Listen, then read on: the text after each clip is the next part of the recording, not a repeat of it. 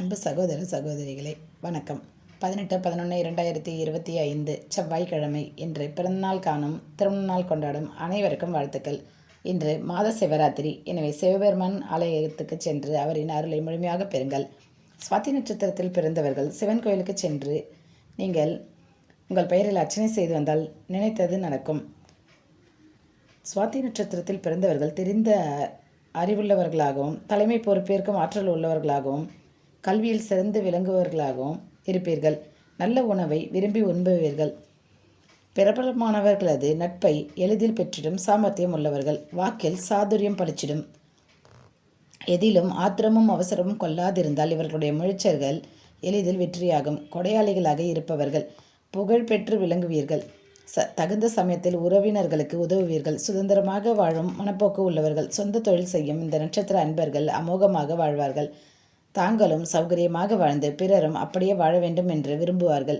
உறவினரு அதிகம் கொண்ட மதிய வயதை தாண்டியதும் கோயில் தீர்த்தம் என புனித தலங்களுக்கு தரிசிக்க பிரியப்படுவீர்கள்.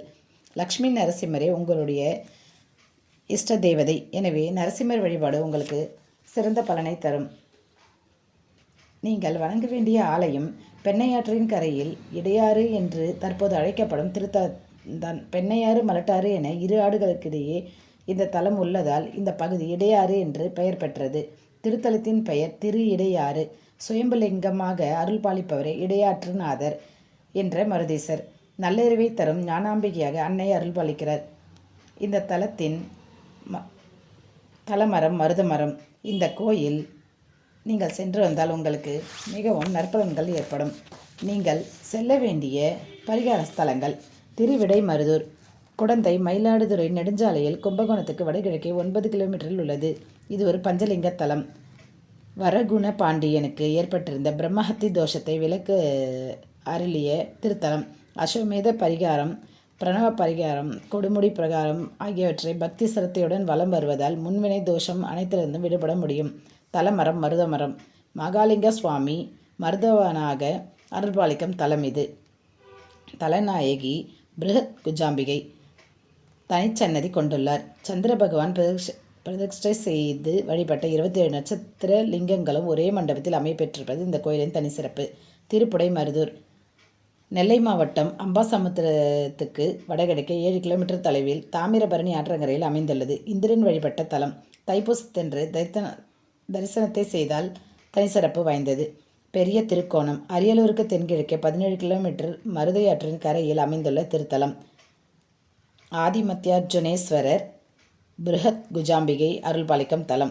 கடத்தூர் கோவை மாவட்டம் உடுமலைப்பேட்டைக்கு வடகிழக்கே 18 கிலோமீட்டர் தொலைவில் அமராவதி ஆற்றின் கரையில் சுயம்புலிங்கமாக அருள்பாலிக்கும் அர்ஜுனேஸ்வரர் திருக்கோயில். பிள்ளையார்பட்டி சிவகங்கை மாவட்டம் திருப்பத்தூருக்கு கிழக்கே 8 கிலோமீட்டரில் உள்ள மருதங்குடி எனப்படும் மருந்தீஸ்வரர் அருள்பாலிக்கும் தலம். இத்தலம் கற்பக விநாயகர் மிகவும் பிரசித்தி பெற்றவர். நயினார் கோயில் ராமநாதபுரம் மாவட்டம் பரமக்குடிக்கு கிழக்கு 12 கிலோமீட்டர் தொலைவில் மருதமரத்தை தலவிருட்சமாக கொண்ட நாகநாதர் திருக்கோயில். வாசுகி தீர்த்தம், மங்கள தீர்த்தம் என்று 2 தீர்த்த குளங்கள் உள்ளது. ஸ்ரீரங்கம் ரயில் நிலையத்தருகில் உள்ள காட்டழகிய சிங்கர் திருக்கோயிலுக்கு சென்று வரலாம். இவை அனைத்தும் நீங்கள் செல்ல வேண்டிய நட்சத்திர பரிகார கோயில்.